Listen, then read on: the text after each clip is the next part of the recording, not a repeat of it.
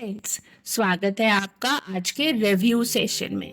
आज हम जिस बुक के बारे में विस्तार से चर्चा करेंगे उसे डोनेला मेडोज ने लिखा है and the name of the book is thinking in systems.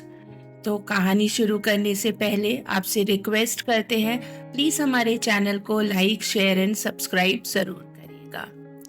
आज की किताब थिंकिंग इन सिस्टम्स जो न सिर्फ हमारे सोचने के तरीके को बदल सकती है बल्कि हमें जीवन के टफ फेजेस को समझने में भी हेल्प करती है। थिंकिंग इन सिस्टम्स, यस, ये किताब सिस्टम थिंकिंग के बारे में बात करती है, यानी उन टफ संरचनाओं और समस्याओं को समझने का तरीका है इसमें जो हमारी दुनिया के हर पहलू को प्रभावित करती है। तो आइए चलते हैं कहानी की तरफ। एक छोटे से गांव में फार्मिंग करता है और पूरे गांव में उसकी फार्मिंग का काम बहुत महत्वपूर्ण है। वह अपने खेतों में मेहनत करता है, लगातार लगा रहता है और उसकी सफलता न केवल उसकी बल्कि गांव की समृद्धि पर भी निर्भर करती है। एक दिन रघु बहुत परेशान हो जाता है क्योंकि उसकी फसल बुरी तरीके से खराब हो जाती है, समस्याएं भी बढ़ जाती हैं। वह सोचता है, क्या मौसम की वजह से ऐसा हुआ होगा या फिर मेरा काम करने का तरीका ही खराब है। तो आइए चलते हैं रघु की इस समस्या को समझने के लिए। हम डोनेला मेडोज की किताब के माध्यम से समझेंगे कि हम कैसे अपनी समस्याओं को हल कर सकते हैं। हम इस किताब से सीखते हैं वह है कि एवरीथिंग इज अ सिस्टम, यानी सब कुछ तो एक सिस्टम के रूप में काम करता है। रघु की खेती भी तो एक सिस्टम ही है।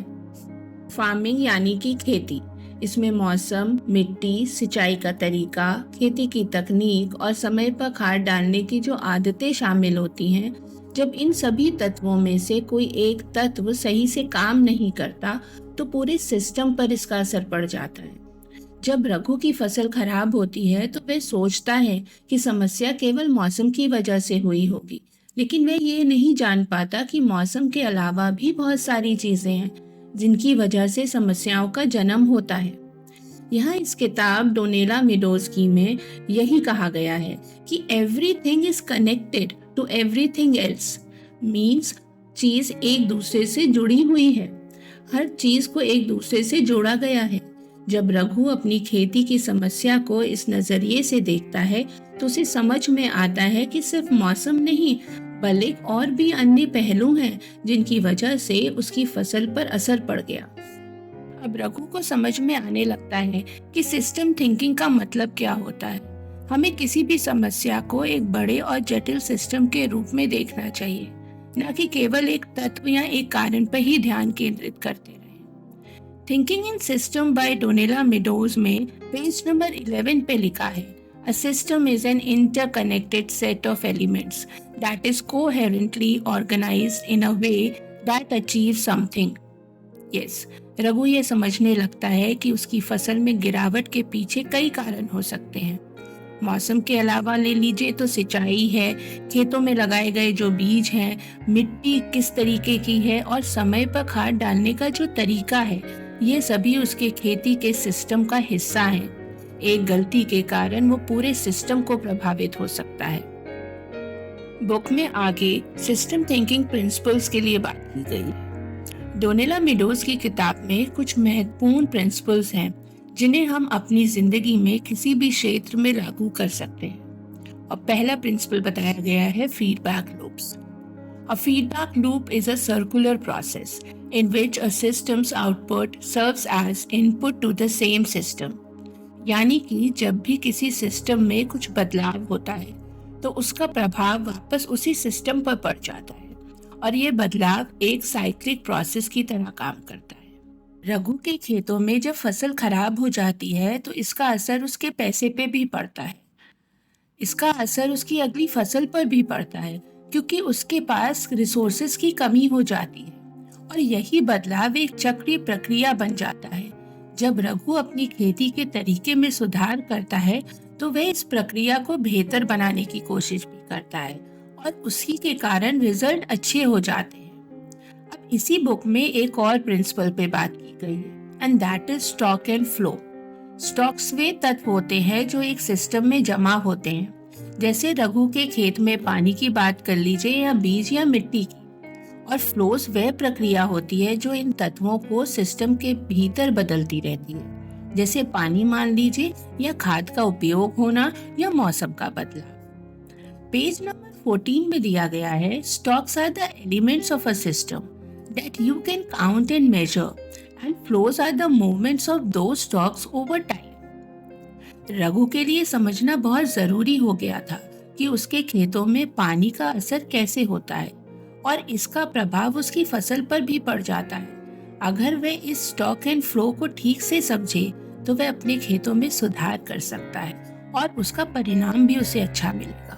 रघु अब अपने एक पुराने दोस्त से मिलता है जो उसी की तरह फार्मिंग करता है। उससे वह सलाह लेता है। वह अपने दोस्त से कहता है, मेरे खेतों की फसल इस बार कुछ खराब हो गई है। क्या मौसम की वजह से ऐसा हुआ होगा दोस्त, या फिर मेरा खेती करने का तरीका ही कुछ गलत है? दोस्त उसे समझाता है, रघु, तुम्हें अपने खेती करने की सिंचाई प्रणाली पर ध्यान देना होगा, खाद डालने के तरीके को भी देखना होगा, हमें मिट्टी को भी ध्यान में रखना होगा। हमें सिस्टम को समझने के लिए उसे एक साथ देखना पड़ेगा। सिर्फ मौसम का ही हम कारण नहीं कह सकते, और भी कारण हो सकते हैं। रघु को ये बात समझ में आती है और वह फैसला करता है कि वह अपनी सिंचाई प्रणाली में बदलाव करेगा, अपनी फसल में सुधार लाने के लिए खाद का सही उपयोग करेगा। बुक में आगे डोनेला मेडोज ने लिखा है, You cannot really understand a system until you understand how it is put together.